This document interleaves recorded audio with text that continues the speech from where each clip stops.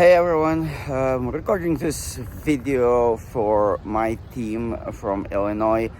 However, I think this could be useful for many other advocates who took time to be here at DC this week.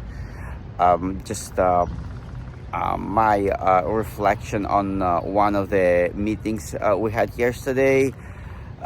There was a chief of staff for one of our representatives.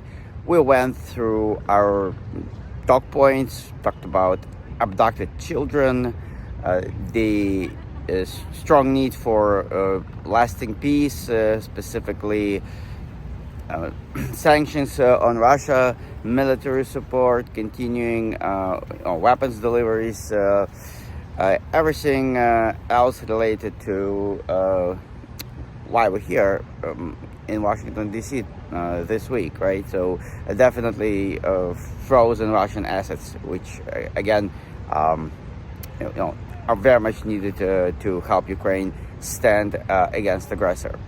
And so comes this moment when Chief of Staff reflects on what we have talked about, and she goes something like, it's horrible tragedy, those children must be returned, blah, blah, blah.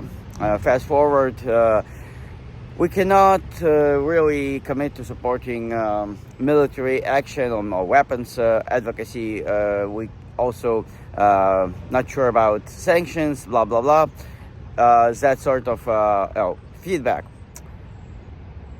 And what happened then is we as a group, we went on talking about whatever was next, taking pictures. And to me, that was a lost opportunity to stop the conversation right there. Because I don't know how about you guys, but my personal alarms went off right away. And I have a question. All of us want diplomatic solutions to everything we disagree about, right? But the question, how does this particular office see a diplomatic resolution to war in Ukraine?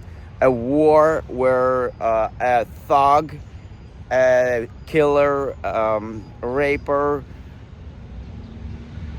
all of these crimes we witness and continue to witness in Ukraine.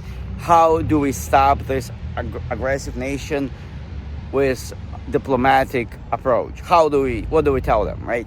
So the bottom line, there are so many people here in DC who support Ukraine if you listen to them.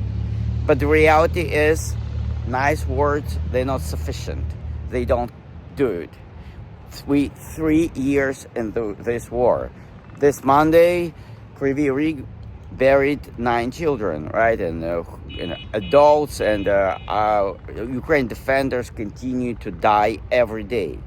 So if there is a diplomatic solution, we need to talk about it. We need to talk about it in details. Because I'm a firm believer the only lasting peace possible in Ukraine is through strong Ukraine, military strong Ukraine, and we must say it every time. And guys, I really hope that in our follow-up emails, this is going to be included. There's no way to stop Russia from what they're doing without strong sanctions and military support for Ukraine. Militarily strong country can defend itself, is going to be secure. There's no other way.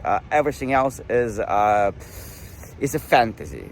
And we need to make sure we communicate that to our representatives.